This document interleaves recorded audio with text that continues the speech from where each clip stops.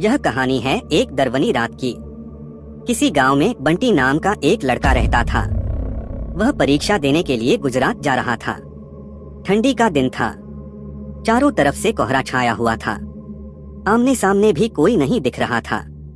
पूरे 15 घंटे के बाद वह गुजरात पहुंच गया था। एक दरवनी रात। परीक्षा अगले दिन थी, इसलिए वह एक होटल में रहने के लिए सोचा। रात हो गई थी और कहीं भी उसके बजट में सस्ता होटल मिल नहीं रहा था। काफी ढूंढने के बाद उसे एक सस्ता होटल मिला। वह उस होटल में एक कमरा बुक करवाया और जब वह कमरे में गया तो देखा कि कमरे के चारों तरफ जाले लगे हुए थे। ऐसा लग रहा था कि यह कमरा काफी सालों से बंद पड़ा था और कमरे के अंदर का माहौल एकदम डरावना और सुनसान लग रहा था। लेकिन उसने ये सब नजरअंदाज कर दिया और होटल से खाना मंगवाया और खा पीकर सोने चल दिया। जब वह सो रहा था तो लगभग रात के 1 बजे के करीब उसे किसी के पायल की घुंघरू की आवाज सुनाई दी। वह रात एक दरवनी रात। बंटी तुरंत नींद से उठ गया और जल्दी से खिड़की के पास गया, ये पता करने के लिए को इतनी रात को किसकी पायल की आवाज सुनाई दे रही है और इस सुनसान रास्ते में कौन आधी रात को घूम रहा है, क्योंकि वहाँ होटल में बंटी और मैनेजर के अलावा कोई भी नहीं था। तो ये फिर किस औरत की पायल की आवाज सुनाई दे रही है। बंटी खिड़की पर काफी देर तक खड़ा रहा लेकिन उसे कोई भी नहीं दिखाई दिया। फिर उसने अपने कमरे से मैनेजर को फोन किया और उसे बताया कि मुझे इतनी रात को कब से किसी की पायल की आवाज सुनाई दे रही है। आपको भी दे रही है क्या? मैनेजर ने कहा कि सर ऐसी कोई बात नहीं है, आपको हवा से ऐसा लग रहा होगा। वैसे भी ये जंगली इलाका है, यहाँ पर तो हल्की हवा भी तूफान के जैसी लगती है। आप सो जाइए, ऐसी कोई बात नहीं है। बंटी मैनेजर की बात पर भरोसा करके फिर से सोने चला गया। कुछ देर बाद उसे दोबारा वही पायल की आवाज पहले से भी ज्यादा तेज सुनाई देने लगी। इस बार उसने अपने कमरे का दरवाजा खोला और सीधा होटल के बाहर देखने के लिए चला गया। जब वह बाहर आया तो देखा कि एक काफी लंबी औरत है जो सफेद साड़ी पहनी हुई थी। उसके काफी लंबे बाल थे और चेहरा ढका हुआ था। वह अपने हाथ में एक नारियल लेकर के होटल के चारों तरफ चक्कर लगा रही थी। ऐसा लग रहा था कि मानो अपने पायल की आवाज से किसी को बुला रही है। बंटी दौड़कर उसके पास गया कि कौन है ये औरत जो इतनी रात को यहाँ घूम रही है। लेकिन वह तुरंत ही गायब हो गई और चारों तरफ कोहरा ही कोहरा फैल गया।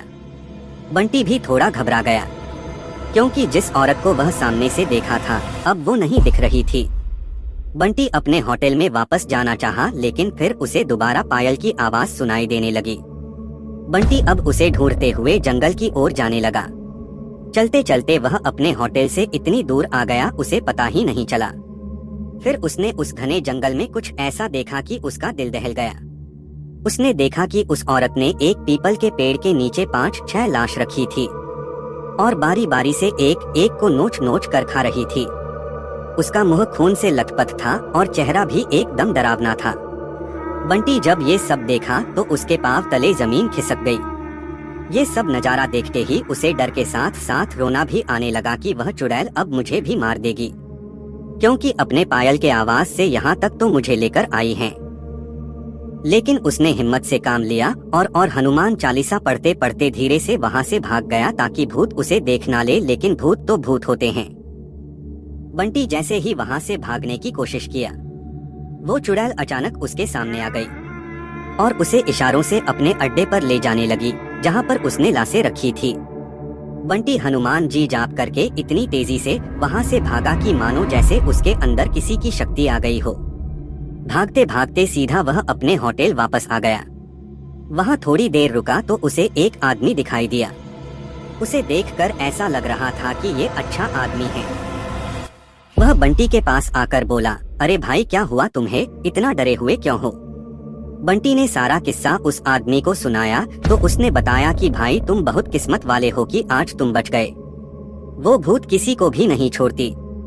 और तुम इस होटल में क्या कर रहे हो? इसको तो बंद हुए काफी साल हो गए। बंटी जब उस आदमी का इतना बात सुना तो उसका डर कर मारे पसीने निकले लगे। फिर वह आदमी बताने लगा कि इस होटल में बहुत साल पहले एक लड़की के साथ 4-5 लड़के उसका भयानक तरीके से रेप करके मार दिए थे। लड़की तो मर गई लेकिन किसी को भी नहीं छोड़ी, और जो भी रात के समय में इस रास्ते से गुजरता है सबको अपने कब्जे में कर लेती हैं और मार देती हैं। और कुछ दिन बाद इस होटल पर पुलिस का छापा पड़ा, तब से ये होटल बंद है।